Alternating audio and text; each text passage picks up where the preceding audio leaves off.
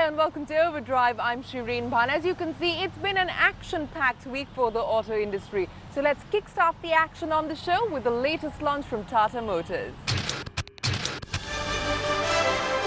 When it was first unveiled to the public at the Delhi Auto Expo in January 2010, the Tata Aria rightly generated a lot of positive buzz.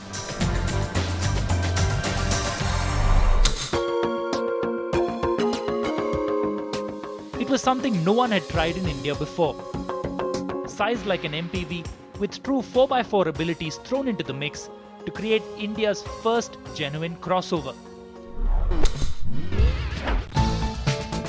When it made its on-road debut in October, the build quality and feature list hit new highs for Tata Motors.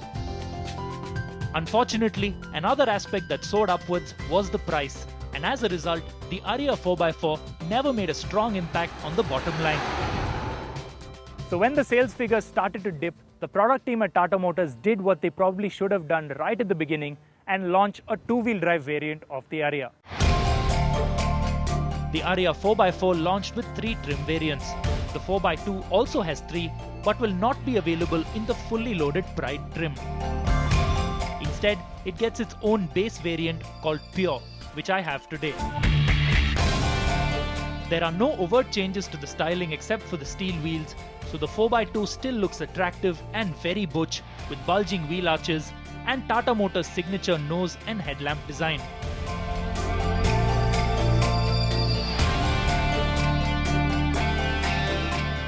The Pure cabin gets fabric seats, lots of beige splashed around, and a fully functional stereo system with USB and aux inputs, though it does without climate control.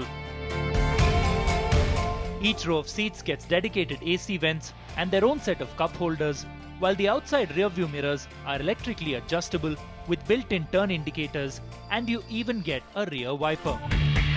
So as you just saw, despite this being what we call the poverty spec, there is still a lot of equipment in the Pure variant of the Aria 4x2. But a lot of the quirky bits are still around. For example, these front footwells have very little room and still no dead pedal for the driver. And if you ever get into a battle with a Xylo owner and he starts talking about his captain seats and his fold-down tables, here's your answer. You have not 1, not 2, not 3, not even 4. Okay, I'll stop here. 7. That's right. 7 sunglass holders. And I'd like to see anybody beat that.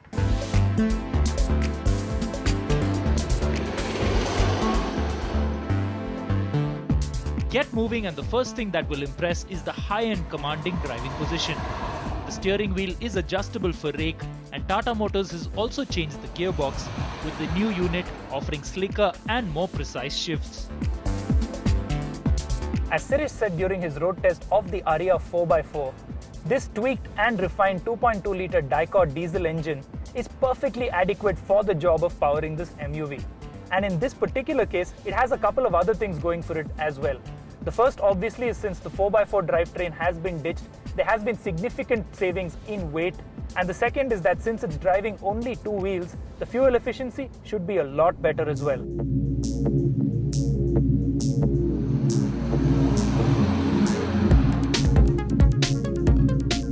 The Aria 4x2 is a not insignificant 200 kilos lighter, and as a result, a whole 2 seconds quicker than the 4x4 on the 0 to 100 sprint, doing its runs in 13.5 seconds, which, to put things in perspective, is as quick as the new Ford Fiesta diesel.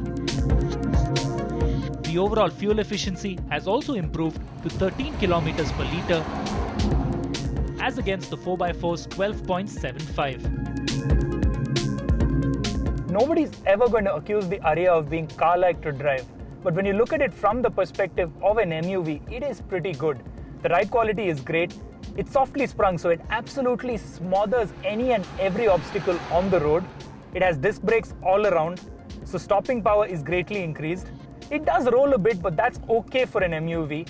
And best of all, even this base variant of the Aria gets ABS, and I think that's a nice touch.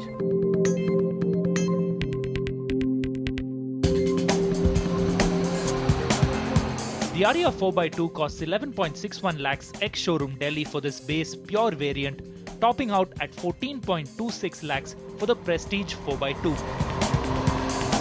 Though it still appears a tad expensive, this pricing should keep fleet operators at bay while offering a feature-rich and good-looking alternative to large families looking at high-end variants of the Toyota Innova.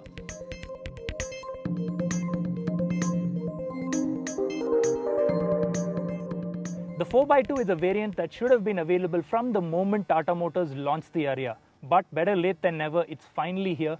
The expensive 4x4 drivetrain bits have been ditched, and as a result, the price has come down quite significantly, allowing the Aria's other positive attributes to shine through.